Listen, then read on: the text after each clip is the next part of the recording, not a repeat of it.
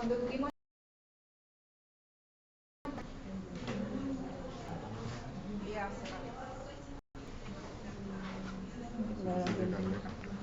voy a apagar el tiro. Cuando tuvimos la clase virtual,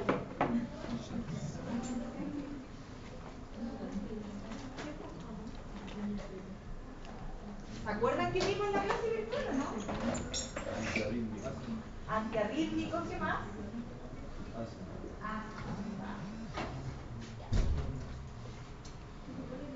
En los antiarrítmicos yo les había comentado que estos se dividían, ¿verdad? En la materia antiarrítmico es como de farmacología, lo más cardiovascular, más pesado, creo yo, a mi vida.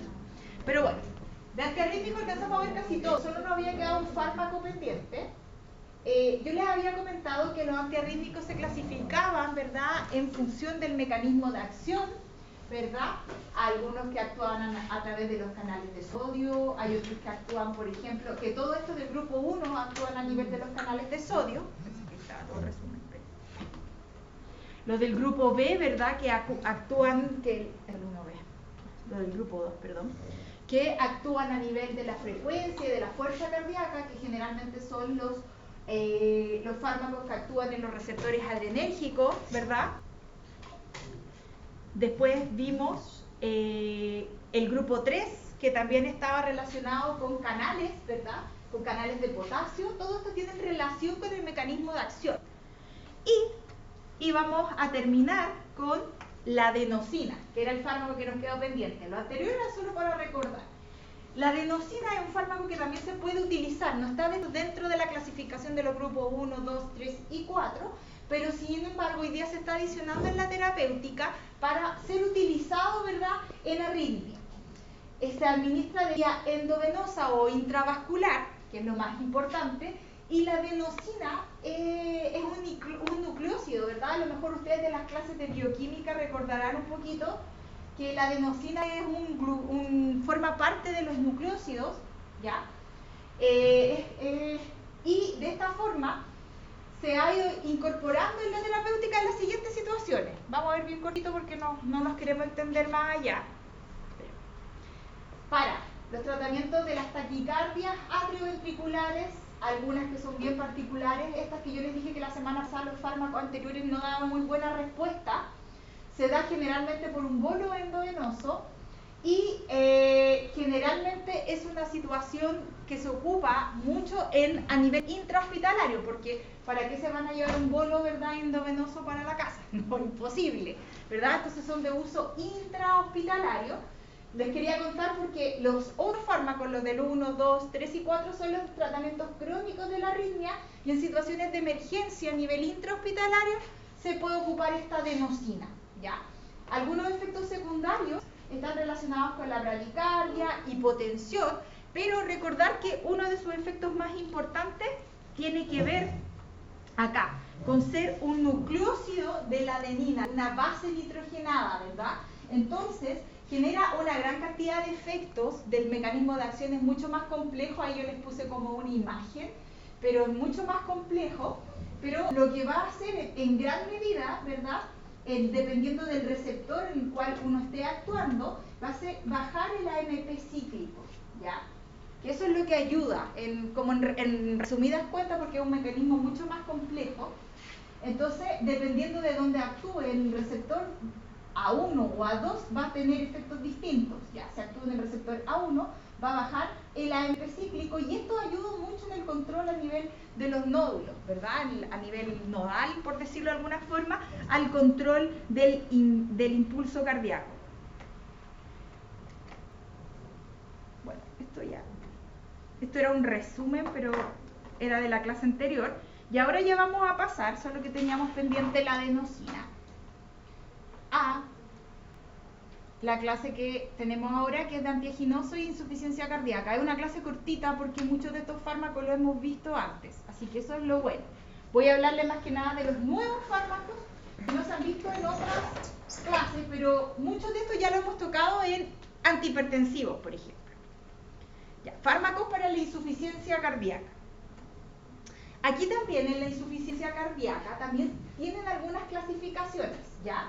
en relación a determinados tipos de pacientes. Pero lo más importante, ¿qué es lo que van a hacer los fármacos para la insuficiencia cardíaca? Son aquellos que van a aumentar la fuerza contráctil del corazón. Esa es la principal indicación de un fármaco que se utiliza en la insuficiencia cardíaca.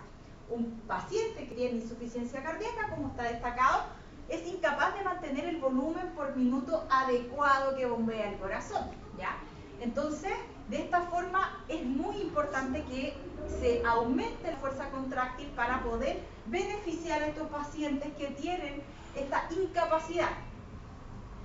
Y esta insuficiencia cardíaca se clasifica de acuerdo a los pacientes en clases. Los pacientes que están con más limitaciones o menor limitaciones. Por ejemplo, ya la clase 1 son los pacientes que pueden hacer su vida normal, ¿verdad? Que no les afecta tanto, pero hay pacientes que tienen insuficiencia cardíaca que no pueden hacer su vida normal, tienen limitaciones, ¿verdad? Ya que la más mínima actividad física les provoca un cansancio y un malestar general. Entonces, la clase 1 es un paciente que probablemente con un par de fármacos y un estilo de vida saludable puede llevar bastante, pero a medida que va aumentando las clases, los pacientes se van complicando y las terapias también se van incrementando o de cierta forma aumentando.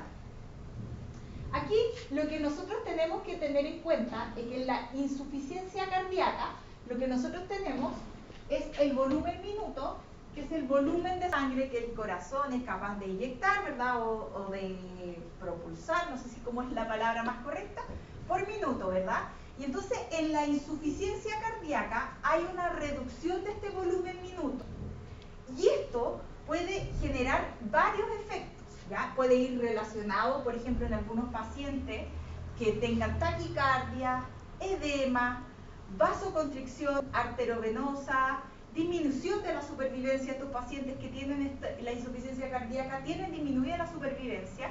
Entonces, por eso es muy importante la insuficiencia cardíaca que sea tratada, ¿verdad? Y los fármacos para tratar la insuficiencia cardíaca, algunos ya los hemos visto, hay otros fármacos nuevos, pero lo importante de esto es que hay una reducción del volumen de sangre expulsado por el corazón por minuto. Y esta reducción es lo que lleva toda la sintomatología que caracteriza a estos pacientes. Pueden presentar taquicardia, edema, aumento de la presión, y todo esto puede llevar a la disminución de la supervivencia. ¿Ya? Entonces, ¿qué tenemos que hacer? Aumentar la contractibilidad. Por eso yo les decía, estos fármacos que aumentan la fuerza de contracción son los fármacos que principalmente se utilizan en la insuficiencia cardíaca. Estos fármacos se llaman ionotrópicos positivos, ¿ya? No sé si han escuchado la palabra cronotrópicos y ionotrópicos. ¿Lo han escuchado antes? Ionotrópicos quiere decir, ionotrópicos hace alusión a la fuerza contráctil, ¿ya? Positivo es que aumenta la fuerza contráctil. ¿Y cronótropos qué será? ¿La baja? El aumento de la frecuencia cardíaca, ¿ya? Los fármacos a nivel cardíaco muchas veces se clasifican como ionotrópicos o cronotrópicos, y positivos y negativos dependen. Ionotrópicos positivos es que aumentan la fuerza cardíaca, y cronotrópicos negativos es que disminuyen la frecuencia cardíaca, ¿ya? La palabra ionotrópico Negativo, ¿cierto? acá es positivo para la fuerza cardíaca y cronotrópico negativo. ¿Qué es lo ideal? Ionotrópico es de fuerza, ¿ya? Contracción. Y el cronotrópico hace alusión a la frecuencia cardíaca. Entonces, por ejemplo, un fármaco muy ideal para esto es que aumenten la fuerza cardíaca y bajen la frecuencia, que es lo que habitualmente se utiliza en estos fármacos, ionotrópicos positivos y cronotrópicos negativos. Ionotrópicos los voy a marcar allá para que...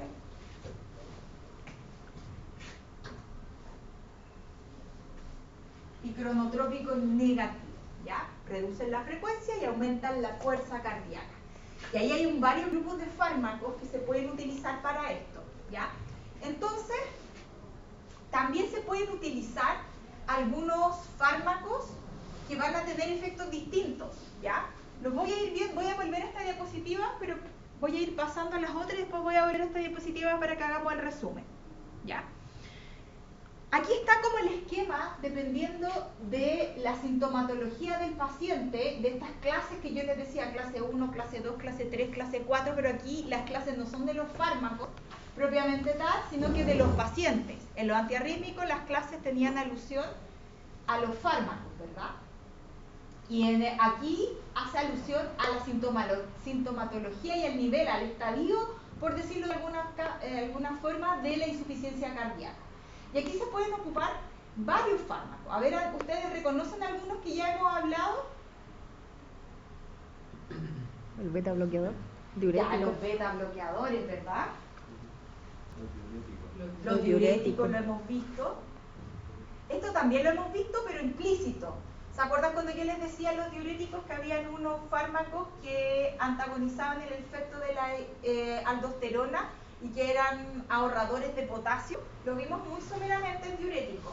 ¿Ya? Los ahorradores de potasio son antagonistas de la aldosterona y el tema es que en algunos pacientes pueden generar alteraciones con el potasio, ¿ya? Pero los antagonistas de la aldosterona podrían ser utilizados, ¿verdad? Y un grupo de fármacos importantes son estos fármacos que se llaman digitálicos. Les voy a contar a continuación.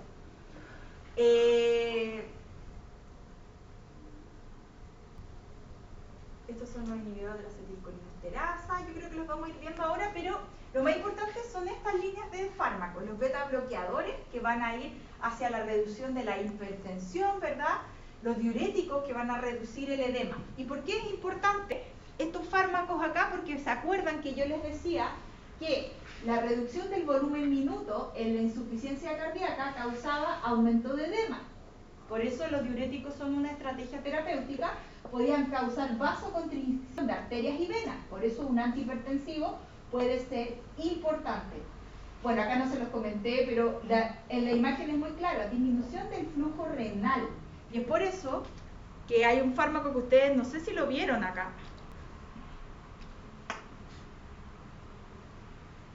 Este.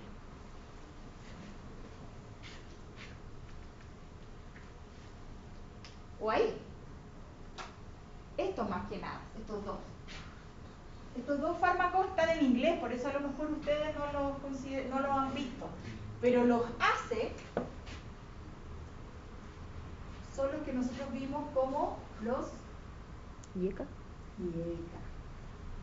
Y los AT1 son los ARA2, los antagonistas de los receptores de angiotensina 2 tipo 1, que se llama los AT1, ¿ya? Entonces, si se dan cuenta, los fármacos que se utilizan en la insuficiencia cardíaca son fármacos que ya hemos visto. Antihipertensivos, ¿ya? Y aquí miren, de primera casi siempre se ocupan estos como el enalapril. ¿Y cuándo no se ocupa el enalapril? Cuando lo que dice acá, los efectos adversos, como la tos, ¿verdad? Se aparecen. Yo les decía que los IECA, el efecto común, el efecto secundario más común es la tos. Entonces los pacientes parten con un IECA, que es un antihipertensivo, y si ese IECA se provoca tos, van a partir con un ARA2. Y ahí es súper importante también, porque los ARA2, así como los IECA, también vienen del eje renina-angiotensina. ¿Se acuerdan que vimos eso en antihipertensivo? Del eje renina-angiotensina, angiotensinógeno. Bueno, todo eso, yo les comenté, de hecho, los ARA2, sobre todo estos se ocupaban en pacientes diabéticos, sin que muchas veces los pacientes diabéticos tuvieran hipertensión, pero se ocupaba porque cuando hay diabetes, el riñón sufre mucho una sobrecarga y una forma de proteger al riñón es dando un fármaco que pueda ayudar o mejorar el flujo renal. Y los ARA2 ayudan mucho en esos casos.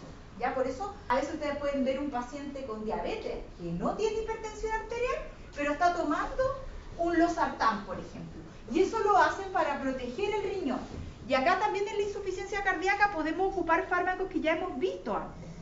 Entonces podemos ocupar los fármacos para la presión de primera línea, los IECA, los ARA2, beta bloqueadores, que también dijimos que eran fármacos que se podían utilizar, diuréticos, ya vimos que se podía generar edema en estos pacientes, En algunos casos también estos antagonistas de la aldosterona, que en realidad también son diuréticos, y el fármaco nuevo que vamos a ver hoy día es este, que son los digitálicos. Este fármaco es súper complejo de tratar, ¿ya? Se los voy a mostrar por qué.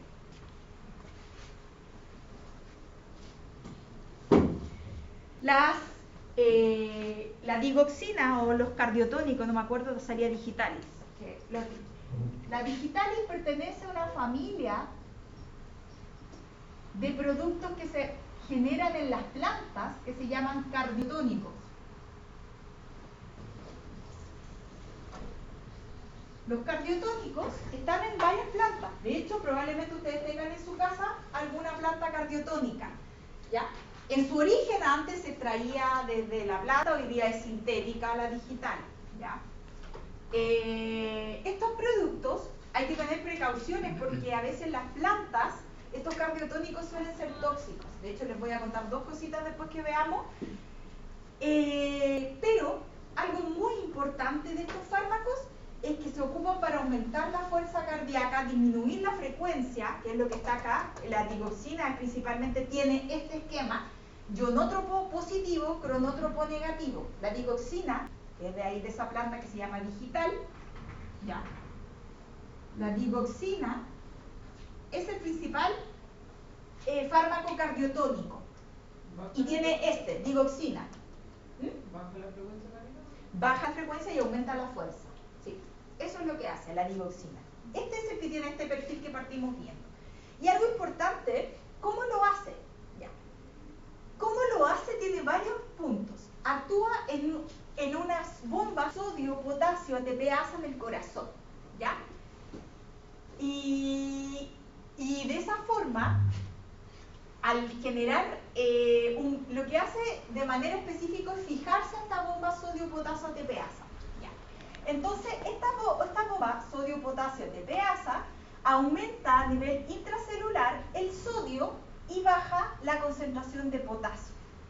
Al bajar la concentración de potasio, se genera un intercambiador de sodio-calcio que va a generar aumento de calcio. Si lo que necesitamos, en resumidas cuentas, es generar un aumento de la fuerza contráctil. Y el calcio, ustedes saben que es un ion muy importante para estimular la contracción muscular.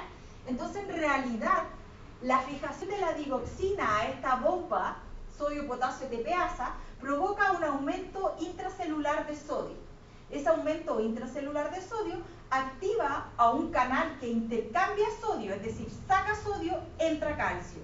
Y esa entrada de calcio es el que genera el aumento de la contractibilidad cardíaca. ¿Ven? No es tan complejo, sino que son dos transportadores que participan. Uno es la bomba sodio-potasio ATPasa. Al bloquear esta bomba sodio-potasio ATPasa, el sodio se acumula a nivel intracelular. Si el sodio se acumula a nivel intracelular, y las células son muy inteligentes y la fisiología es muy inteligente, va a querer sacar al sodio. Entonces lo va a intercambiar. Saca sodio, entra calcio.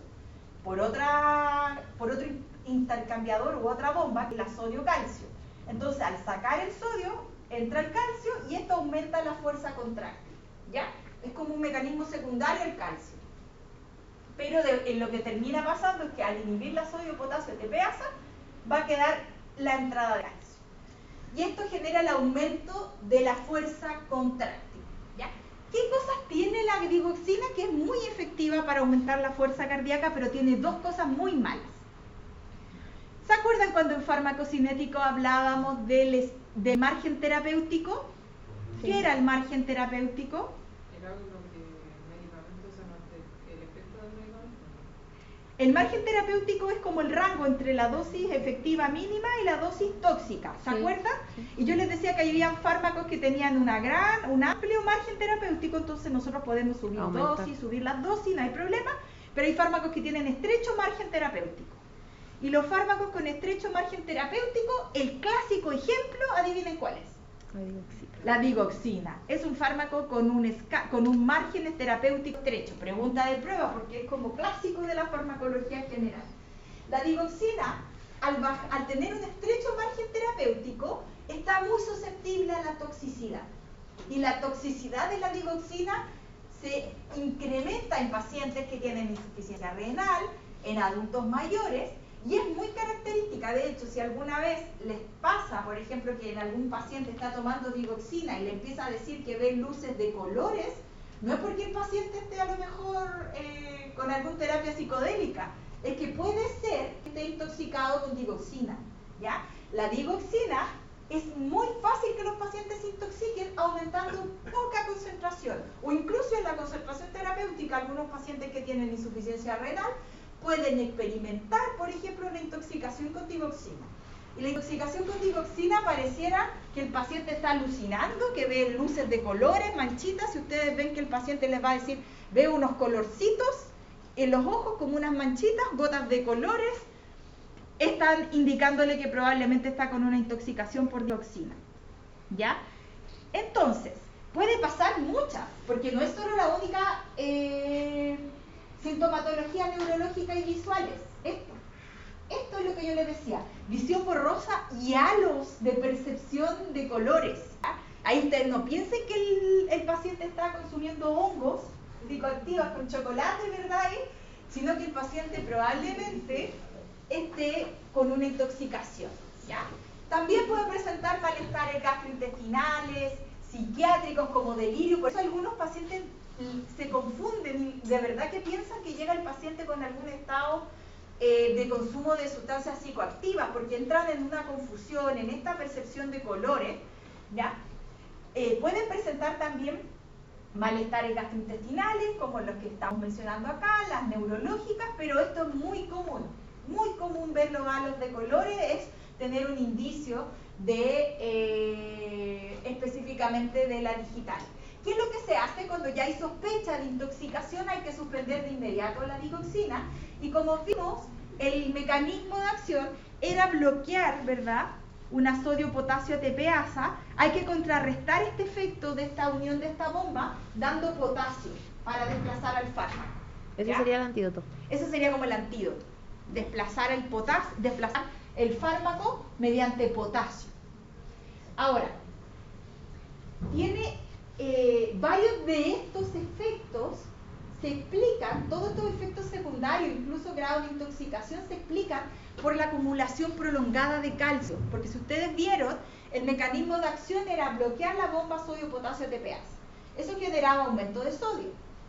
Había un intercambiador sodio-calcio que sacaba el sodio y entraba el calcio. Esta acumulación intracelular de calcio, que es muy positiva para aumentar la fuerza contráctil, de manera casi efectiva e inmediata, a largo plazo va generando estos malestares o estos efectos secundarios. La acumulación de calcio, que es beneficiosa, aumentar el calcio para aumentar la fuerza contráctil, pero a largo plazo la acumulación de calcio es el que es responsable de todos estos malestares, por decirlo de alguna forma, o de sus efectos secundarios, incluso de la toxicidad. Y como yo les dije, están los fármacos, los IECA, los inhibidores de la ECA, los antagonistas de los receptores de angiotensina 2 tipo 1, los beta bloqueadores, todos estos son antihipertensivos, diuréticos para disminuir el edema, y también se pueden usar vasodilatadores coronarios, ¿ya? Nosotros en los fármacos antihipertensivos, si no los recuerdan, ¿ya? En los fármacos antihipertensivos nosotros vimos que habían unos que actuaban directo, ¿ya?, ¿verdad?, a nivel de la musculatura lisa, ¿verdad?, para bajar el calcio y de esa forma, ¿verdad?, generar una vasodilatación directa. Y vimos los indirectos, que eran todos estos: IECA, ARA2, beta bloqueadores, son todos indirectos. Los diuréticos también los vimos como antihipertensivos, y vimos unos fármacos que actúan directamente bajando la concentración de calcio en el músculo liso, ¿verdad?, y de esa forma generando la relajación. Y esos vasodilatadores coronarios, ¿ya?, pero aquí tiene que ser a nivel coronario, ¿ya?, esa es la diferencia de los otros vasodilatadores, también son utilizados. Los vamos ahora, justo en la clase de angina, que es lo que viene, la parte de angina, vamos a más que nada reforzar estos vasodilatadores, ¿ya? Entonces, estrategias terapéuticas en la insuficiencia cardíaca son casi todos los fármacos que hemos visto específicamente, beta bloqueadores, ARA2, IECA, diuréticos y la digoxina. Ya, ¿qué era lo que les iba a contar de la digoxina? La digoxina puede causar muerte, ¿ya? Porque la intoxicación está muy cerca, ¿verdad?, de la dosis terapéutica y los pacientes pueden morir. De hecho, hay casos emblemáticos, como yo les contaba, la digoxina se extrae de una planta que se llama digitalis. Y toda esta familia de compuestos que actúan a nivel cardíaco se llaman cardiotónicos, como la digoxina. Esta planta, ustedes probablemente tengan plantas que tengan digitálicos o cardiotónicos, ¿ya? De hecho, no sé si conocen esta planta, el laurel de flor. El laurel de flor es como muy característico de la zona norte hasta la zona de la región metropolitana, están todos los jardines. Y de hecho, si una mascota come esa planta, se puede morir, ¿ya? De hecho, la consideran una planta tóxica para las mascotas y los niños. ¿Y qué pasó? Miren, les voy a poner un caso que está reportado respecto a la digoxina, que pasó en Brasil. Una colega que trabaja conmigo, brasileña, me contó que cuando ella estaba haciendo su internado, llegaron unos pacientes intoxicados después de un asado. Y llegaron, incluso eran 4 y 2 murieron. Y 2 estaban con riesgo vital. Entonces empezaron a ver, obviamente la explicación que dieron, la primera es que estaban comiendo un asado y después llegaron con unos síntomas y 2 se murieron. Entonces, lo primero que pensaron es que la carne estaba descompuesta, ¿verdad? Porque venían del asado. Fueron a ver, le hicieron los estudios a la carne, la carne no estaba descompuesta. Sin embargo, la carne, estaban haciendo un asado en como en un campo, por decirlo, y como no tenían parrilla, agarraron ramas de plantas, insertaron la carne y la empezaron a cocinar. Adivinen de qué rama era. De una planta que producía digitálicos. Se pasaron los digitálicos a la carne y los pacientes terminaron intoxicados y 2 murieron.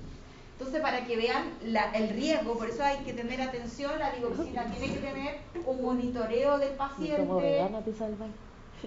Hay que tener harta precaución, ¿ya? Bueno, aquí está como los resúmenes de qué fármacos podrían utilizarse. Por ejemplo, si estamos hablando de diuréticos, lo que más se puede ocupar son los diacídicos, ¿verdad? Los diuréticos de Lassa, ¿se acuerdan que los diuréticos de Lassa era la furosemida? Y los ahorradores de potasio como la espironolactona, milorida, ¿ya? Estos fármacos, como van a reducir el edema, van a reducir la volemia, se habla de que reducen la precarga, ¿ya? ¿Qué más también puede reducir la precarga? Son los vasodilatadores directos, que los vimos en la clase de antihipertensivos, como las nitroglicerinas, los productos que se llaman los nitro. Las nitroglicerinas se dan en casos de emergencia, ¿verdad? Son fármacos que se utilizan como vasodilatadores venosos, ¿ya? Pero es importante el apellido venoso del que estaba acá, miren. Miren lo que salía anteriormente. Coronario, porque hay un grupo de fármacos que es más específico como vasodilatador a nivel coronario, que lo vamos a ver a continuación con la angina de pecho, que los que son venosos, que actúan directamente cuando hay crisis hipertensiva. Por ejemplo, uno si tiene una hipertensión muy alta y llega a un médico, a un centro asistencial, probablemente le van a dar un vasodilatador venoso, como las nitroglicerinas, por ejemplo. O también el nifedipino. ¿Se acuerdan del nifedipino, que era un vasodilatador también? Esos son venosos. Y también los que reducen la poscarga, por ejemplo, en algunos casos están los fármacos, los inhibidores de la IECA, los ARA2 como el losartán y bueno, pero todos estos fármacos lo hemos estado viendo, ¿ya? Lo que más me interesa es que sepan las familias de los fármacos que se pueden utilizar en la insuficiencia cardíaca. Y aquí están los fármacos antianginosos, ¿ya? La angina de pecho es una situación que pasa cuando se reduce la llegada de oxígeno, ¿ya? Es un estado de isquemia. La isquemia es cuando se reduce el oxígeno, ¿ya? Entonces, este proceso o este periodo isquémico, que es que hay una reducción de oxígeno a nivel cardíaco, ¿verdad? Es lo que provoca este estado de isquemia y angina, ¿ya? Entonces, la isquemia es la condición donde baja el aporte de oxígeno, hay una disminución del flujo a nivel del miocardio, ¿verdad? Y esto genera de manera crónica lo que nosotros llamamos la angina de pecho, ¿ya? Entonces la angina de pecho está asociado a un cuadro propio de una reducción de oxígeno a un estado isquémico. La isquemia se puede producir de muchas formas, ¿ya? Pero la isquemia a nivel cardíaco es muy importante porque, por ejemplo, los pacientes que tienen infartos agudos al miocardio, cuando se tapa una arteria, por ejemplo, por un ateroma, una placa de colesterol, ¿verdad? Y coágulos, ¿verdad? Hay coágulos sanguíneos, también células inflamatorias, se provoca un infarto, ¿ya? Y ese infarto se produce porque al taparse las arterias no puede llegar sangre al corazón. Si no llega sangre al corazón, ¿qué es lo que transporta principalmente la sangre? Oxígeno. Se produce este estado isquémico grave. De hecho, el tratamiento para un infarto agudo al miocardio es la reperfusión. De inmediato tratar de reperfundir el corazón, porque si una área se vuelve isquémica por mucho tiempo, esa área se vuelve necrótica y esa parte del corazón deja de funcionar y muere. Entonces, lo más importante cuando hay un infarto agudo al miocardio es detectar la causa, usar stent, que son métodos físicos para poder extender las arterias, ¿verdad? Poner unas mallas para aumentar el diámetro de la arteria y de esa forma el flujo al corazón vuelva. Fibrinolíticos, yo sé que ustedes lamentablemente no tienen, de hecho yo hice un reclamo, porque ustedes deberían tener la clase, en vez de clases de antiarrítmicos, por ejemplo, deberían tener una clase de anticoagulantes, que es mucho más importante, pero son materias que la carrera nos pidió que diéramos. Este sílabus de contenido es de lo que la carrera nos pide como ciencias básicas que nosotros dictemos, pero para mí, por ejemplo, es mucho más importante que ustedes sepan de anticoagulantes, ¿ya? Y los anticoagulantes, en la parte de cómo se forma la cascada de coagulación, cómo se llega al trombo y todo eso, uno ve que hay unos fármacos que rompen los trombos que se llaman fibrinolíticos, ¿ya? Y los fibrinolíticos son muy importantes porque ayudan a romper. En este momento ustedes saben que hay una arteria ocluida que hay que de inmediato reperfundir al corazón. Entonces, por eso es importante, estoy hablando de una situación de emergencia como el infarto agudo al miocardio, pero acá en el infarto agudo al miocardio, así como en la angina de pecho, tienen dos cosas en común, que hay isquemia, y es que nosotros tenemos que revertir esa isquemia. Obviamente en el infarto agudo al miocardio mucho más crítico, por eso hay situaciones como los stent, los fibrinolíticos, y esta isquemia, en el caso de la angina de pecho, se puede tratar de manera crónica, ¿ya? ¿Y qué es lo ideal? Si estamos viendo que lo que está ocurriendo es que está disminuyendo el aporte de oxígeno a nivel cardíaco, ¿qué tenemos que hacer para mejorar el aporte de oxígeno? ¿Cómo nosotros podemos mandarle más oxígeno al corazón? Aumentando el flujo, ¿verdad? Eso es una parte muy importante. ¿Y cómo podemos aumentar el flujo? Vasodilatando, ¿verdad? Si vasodilatamos, aumenta el aporte de sangre y de esa manera llega más oxígeno a nivel cardíaco. Entonces, ¿qué alternativas tenemos? Lo importante en las anginas es dar vasodilatadores, ¿ya? Porque la clave de esto es reperfundir al corazón. ¿Cómo reperfundimos al corazón? Aumentando el flujo cardíaco. ¿Cómo aumentamos el flujo de sangre, perdón? Específicamente, aumentándolo con vasodilatadores. Entonces, los antianginosos son principalmente vasodilatadores. Eso es la clave de esto. Lo antianginoso no es más complejo que eso. Entendiendo que la angina está relacionada con este estado hipóxico, ¿ya? Con esta isquemia, lo importante es que vuelva a llegar sangre al corazón. Y es acá donde nosotros utilizamos vasodilatadores a nivel cardíaco y a nivel endotelial. Podemos ocupar de ambos tipos porque tenemos este tipo de fármacos. De hecho, no sé si tengo la... Quiero que recuerden, porque puede ser que si les pongo esa diapositiva, ustedes se acuerden más específicamente. Ah, se me está acá. Miren, cuando vimos antihipertensivo, para que vean ustedes esto. Esta diapositiva era la que quería que vieran. Miren, yo les dije, los antagonistas del calcio, ¿qué es lo que van a hacer? Directamente son vasodilatadores directos porque bloquean los canales de calcio. Al bloquear los canales de calcio, se va a generar la vasodilatación. Esta vasodilatación podía ser a nivel del músculo liso vascular, como por ejemplo el nifedipino, todos los que terminan en dipino, podía ser del músculo liso cardíaco, como el verapamilo, ¿verdad?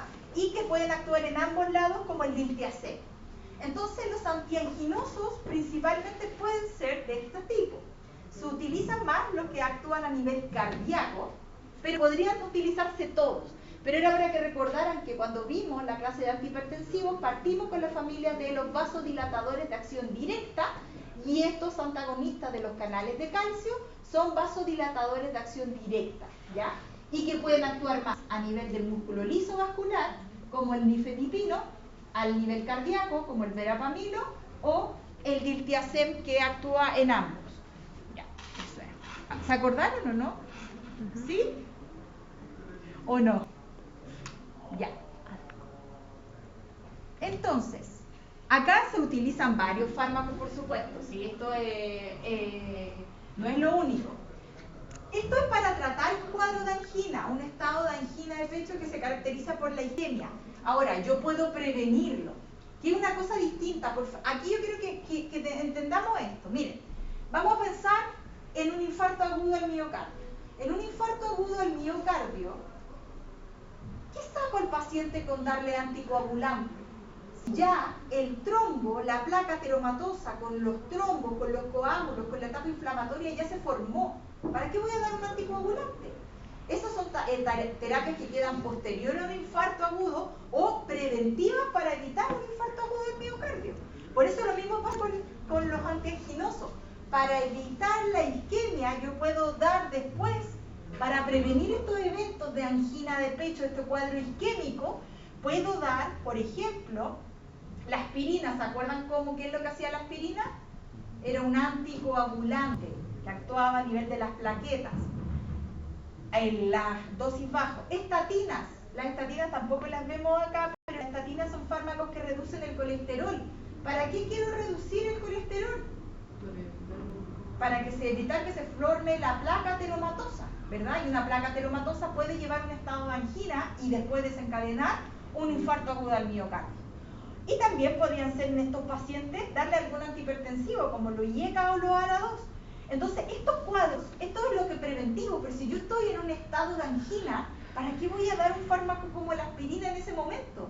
Tengo que dar algo que de inmediato lleve la sangre al corazón, que mejore el flujo, que lo aumente, porque lo que está pasando es que el corazón no está recibiendo, los cardiomiocitos no están recibiendo el oxígeno, se presenta este cuadro isquémico y el paciente puede llevar a necrosis, que eso quiere decir que pierda la actividad de una parte del corazón.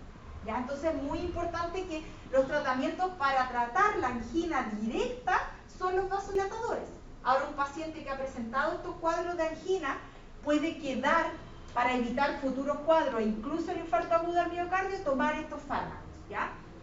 Ácido acetilsalicílico, para evitar como anticoagulante, más que anticoagulante, perdón, la palabra es antiagregante plaquetario, disculpen, eso es la palabra correcta, que es de la clase de anticoagulantes, pero es antiagregante plaquetario. Las estatinas, que disminuyen la producción de colesterol, y algún antihipertensivo. Pero los tratamientos primera línea, vasodilatadores. Eso es lo más importante. Diga. Por ejemplo, si esta funciona solo a nivel cardíaco, por ejemplo, si tengo un accidente vascular de trombo a nivel... No, esto estamos hablando a nivel cardíaco, pero a nivel del sistema nervioso, por ejemplo, si yo estoy con un accidente cerebrovascular, lo que hacen es detectar el área. Cuando hay accidentes cerebrovasculares pasa lo mismo, pero a nivel del sistema nervioso central. Se impide el flujo porque se formó un trombo se fue al sistema nervioso central, eso impidió que el flujo de oxígeno llegara al sistema nervioso central y eso provocó la hipoxia en ese área y la muerte de esa área, y dependiendo de las etapas de reversión de eso, es el daño que queda. El paciente puede quedar desde sin secuelas a quedar con muerte cerebral. Pero esto funcionaría solo a nivel cardíaco. No, también pueden funcionar, pero por ejemplo los que son más bien arteriovenosos, más que los que actúan a nivel del cardíaco, por ejemplo como el nifedipino, no el que actúa a nivel del músculo cardíaco, que es más específico. Pero en esos casos, por ejemplo, se dan vasodilatadores, está súper bien, Que se da, fibrinolíticos, se da aspirina, streptokinasa. se da atorvastatina.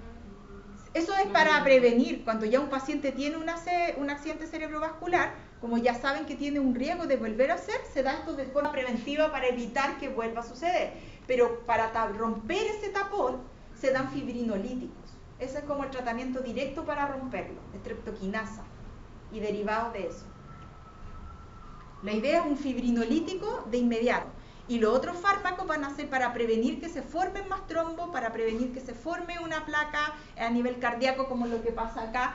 Son como preventivos para evitar. Queda el paciente que ya tuvo una ACV, va a quedar, ¿verdad?, con esos fármacos de forma preventiva.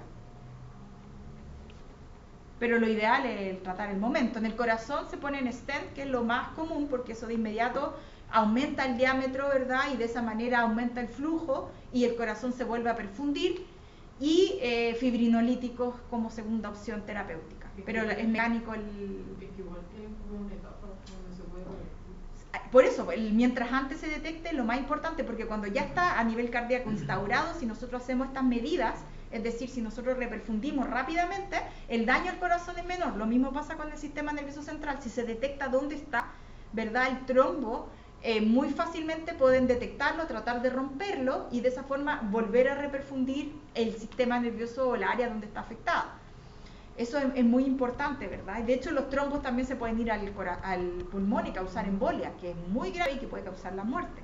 Entonces, de hecho, por eso yo le decía que las terapias anticoagulantes, los tratamientos anticoagulantes son muy importantes, una clase de farmacología que sí deberían tener, que yo lo voy a dejar como consideración para el otro año, para que a lo mejor modifiquen, porque de hecho, por ejemplo, las mujeres que toman anticonceptivos tienen más riesgo de generar trombosis venosas profundas que pueden terminar en un infarto, en un accidente cerebrovascular, en una embolia pulmonar.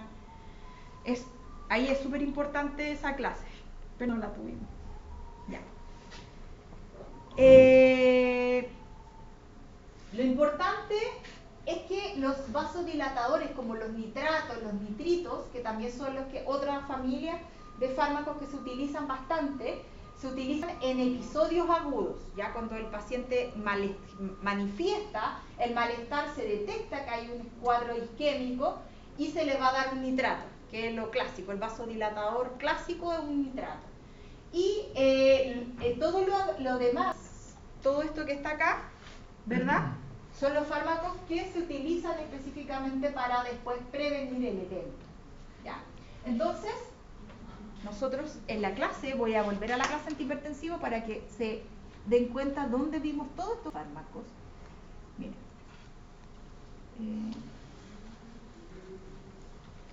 Ay, se lo saqué. Pucha, que como la veíamos acá se lo había sacado, pero aquí deberían estar también los nitratos. ¿Ya? El nitrocruciato de sodio, que son otros tipos de vasodilatadores también que actúan a nivel del calcio, ¿ya? Pero estos fármacos se pueden utilizar en angina además de los nitratos, que eran los que vimos anteriormente. Se los voy a volver a mostrar.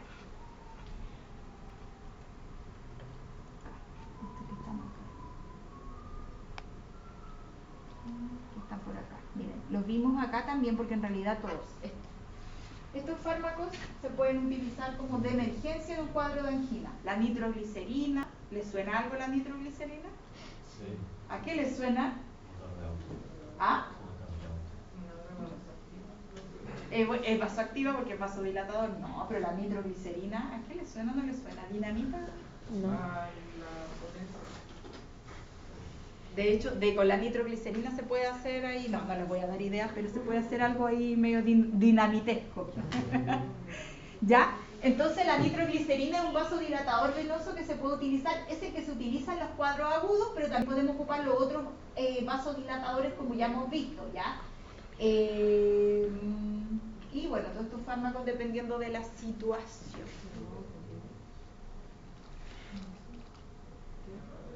En el caso de emergencia. Sí, en los cuadros agudos, ¿ya? Entonces, ¿qué van a hacer los nitratos? Aquí está como el mecanismo, por ejemplo, como la nitroglicerina, ¿ya? Van a generar una dilatación venosa, ¿ya? Dilatación arterial, todo eso lo que va a hacer principalmente a mejorar el consumo, ¿verdad? O a mejorar el aporte de oxígeno al miocardio. Lo importante es que en este estado, cuando el oxígeno se reduce a nivel cardíaco, ¿qué es lo que tiene que pasar? Cuando se reduce el oxígeno a nivel cardíaco, el corazón tiene que tener menor demanda de oxígeno, ¿ya? Porque es como un estado de emergencia, está llegando poco oxígeno, es como cuando uno tiene poca plata, tiene que ahorrar, pues, ¿verdad? No puede gastar lo mismo que cuando tenía harta plata. Cuando uno tiene poca plata, tiene que ahorrar, no puede gastar lo mismo, pasa lo mismo al corazón. Las medidas que toman estos fármacos son súper positivas porque, por un lado, aumentan el aporte, pero también hacen que el corazón entre en un estado metabólico en el cual gasta menos oxígeno. De hecho, hace glucólisis anaeróbica para obtener ATP, por ejemplo, porque tiene disminución de oxígeno. Entonces, estos son estrategias importantes de los nitratos y nitritos que van a mejorar principalmente el aporte de oxígeno y también van a hacer que el corazón, el miocardio, consuma menos oxígeno. Son dos estrategias muy importantes. Bueno, la isosorbida también lo vimos, también se puede hacer para prevenir, ¿ya? Y algunas reacciones adversas son cefalea, hipotensión. Pero aquí es más que nada en un estado preventivo, no para tratarla, como los nitratos y nitritos, ¿ya? Nitratos y nitritos. Entonces recuerden, los vasodilatadores, nitratos y nitritos, y los otros tipos de vasodilatadores que nosotros vimos de acción directa, ¿ya? También se pueden utilizar, pero de primera línea, nitratos y nitritos, en cuadros agudos. Todos estos otros fármacos son de manera preventiva. Ya, chicos, vamos ahora a revisar la prueba y después vamos a un recreo. O vamos a un recreo y después revisamos la prueba.